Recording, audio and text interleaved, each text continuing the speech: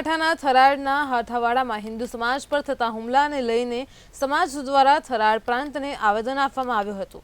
ત્યારે પ્રજાપતિ સમાજના બાપ દીકરા પર મુસ્લિમ સમાજના 3 લોકો દ્વારા હુમલો કરવામાં આવ્યો હતો। હિન્દુ સમાજ દ્વારા વારંવાર લેખિત રજૂઆત અને પોલીસ સ્ટેશનમાં અરજી કરવા છતાં કોઈ પણ કડક પગલાં લેવામાં આવ્યા નથી। તો શ્રી રામની શોભાયાત્રામાં ભગવાનનો ફોટો લઈને આગળ કેમ ચાલ્યા તેવું કાવતરું રચી બેરહેમીપૂર્વક યુવકને મારવામાં આવ્યો હતો। પોલીસ કાયમી સુરક્ષા પૂરી પાડે તેવી માંગ હિન્દુ સમાજ દ્વારા આવેદનમાં કરવામાં આવી હતી।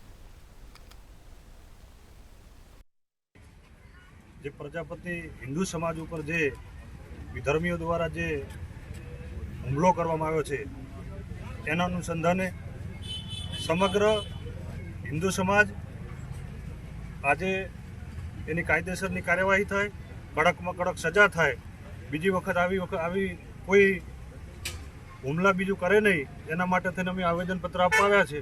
એટલે સરકાર અને તંત્ર કડક ને કડક સજા કરે।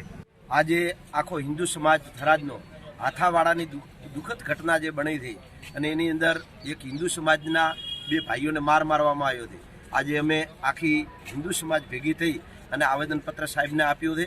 અમે સાહેબને વિનંતી પણ કરી હતી કે વારંવાર આ બનતી ઘટનાઓ, હિન્દુઓ ઉપર હુમલો, આ અત્યાચાર હવે પછીનો બંધ થવો જોઈએ। અમે વારંવાર 2 થી 3 વખત આવી ઘટના સહી લીધી છે, હવે સહી લેવામાં આવશે નહીં। અમે તંત્રને પણ પોલીસને પણ અમે વિનંતી કરીએ છીએ